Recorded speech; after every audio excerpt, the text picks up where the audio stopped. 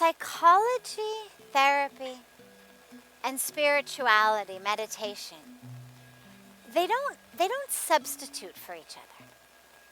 They're both important. And surely, hopefully, you've got enough time to do both. Because when we speak about surrender, there's two different elements of surrender. One element is the spiritual element, that connection to God, that sense of absolute knowing, not intellectual knowing, but deep knowing that you are one with the divine. Deep knowing that this extraordinary intelligence of the universe, this extraordinary power of the universe is working for you. If you're working for yourself, it's working for you. Sometimes we work against ourselves, and that's a different problem. But if you're working for yourself also, for your spiritual growth, for your spiritual opening, for your spiritual awakening, for that truth, the universe is working for you. So the spiritual element of surrender is due to the connection with the one to whom you are surrendering. So for me, one of the best ways of thinking about this is if you've ever seen kids in a swimming pool. You've got the mom or the dad standing in the pool, and the little kid is standing right on the edge of the pool. And the mom or the dad has their arms like this. And I've seen this in so many places all over the world. It's pretty universal in terms of teaching kids to swim. So the mom or the dad is in the pool, holding their arms up like this, and they're saying, come on, come on, come on, jump. And the kid is on the edge of the pool, looking, you can tell, wants to jump, mom or dad is there, but is scared. There's something holding him back, which is good actually. It's pure Darwinian survival of the fittest that we are too nervous to just jump in the water when we can't swim. But eventually, because it's mom or dad, the child jumps. And of course, mom or dad catches the child. Then the child laughs and says, oh, I want to do it again, and goes back on and jumps again. Now that fear is over. And it's such a beautiful, beautiful moment to watch, because it's not that they're no longer afraid of water. It's that the faith in mom or dad who's standing there is so full that that child knows wherever my mom is, wherever my dad is, it's safe.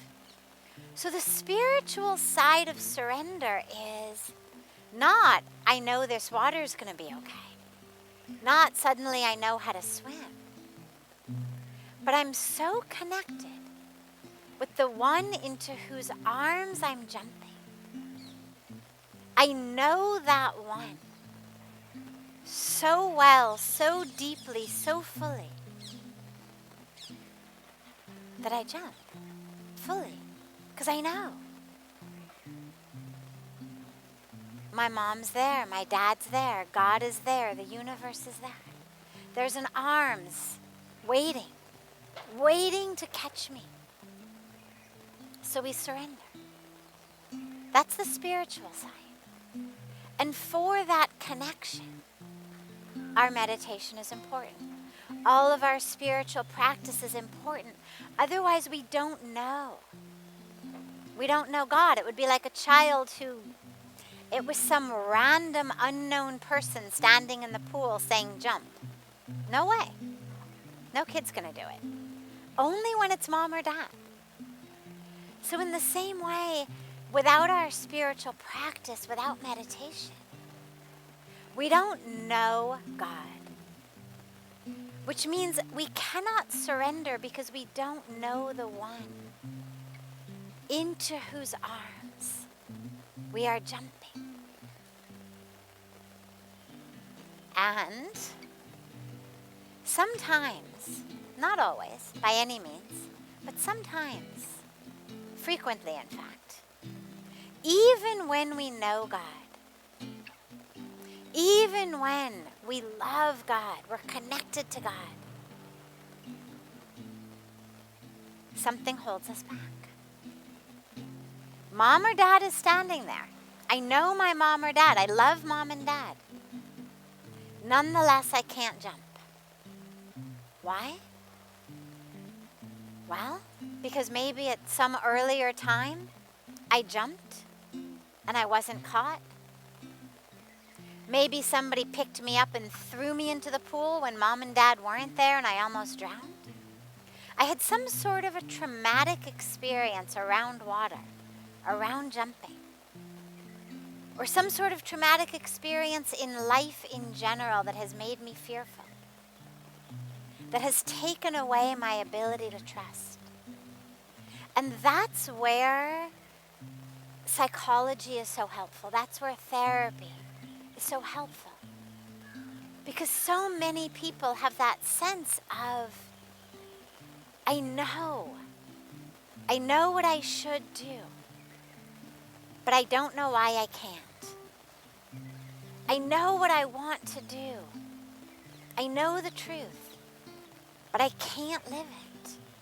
We're held back by these invisible chains. And those invisible chains, in most cases, are our subconscious. Things that have happened in our life, experiences we've had, that have created what in Indian culture we speak about as sanskaras, impressions. In the West, we talk about it as neural networks or neuronal patterns, sometimes neuroses. Everything connected to the brain, to the mind. Something has happened that has made that system, that brain-mind system, go awry. And that's where psychology is so helpful. Because a lot of times we may know theoretically, oh, that's just my ego. But just knowing in theory that's just my ego, unfortunately doesn't always make it go away. Unfortunately, there's still frequently some work to be done to understand the way that ego is playing us, is holding us. And that's what psychology does. It frees us. It frees us from the chains of the past, from those neuroses, from our habits, from our patterns, from that sense of a small self. Spirituality shows us the ocean into which we are leaping. Spirituality shows us that we've actually never been separate from the ocean. That the whole idea of me leaping into ocean is actually an illusion. I am ocean. There is nothing but ocean. I never was separate from the ocean. And it gives us that experience of knowing, of connecting, of oneness. But tragically still, sometimes there's this invisible chain holding you back. No matter what beautiful moments in meditation you have, no matter the ecstasy you have in the meditation, the light, the freedom you experience, nonetheless, throw you into a room with your parents, your in-laws, a spouse, a difficult colleague, a difficult neighbor, an ex-best friend. And suddenly, we're full of anger, full of grudges, full of fear, full of desires, yearning, aversions, full of so much that we know isn't who we are. And that's where the world of psychology is very helpful. So fortunately, they go together very beautifully. The only really important piece to realize is, and to remember is, while you're meditating, just meditate. Don't turn your meditation into psychoanalysis. Sometimes in meditation, something comes up, and that analytic mind says, oh, okay, so that was, in 5th grade that happened, or 1st grade this happened, or my cousin this, or my uncle that. And suddenly the mind wants to start analyzing. And insight is beautiful. Introspection is beautiful. It's essential. But not while you're meditating. And so if as you're meditating things come up, just put them aside. If you're really afraid you're going to forget, keep a notepad or a little dictaphone or something, not your phone.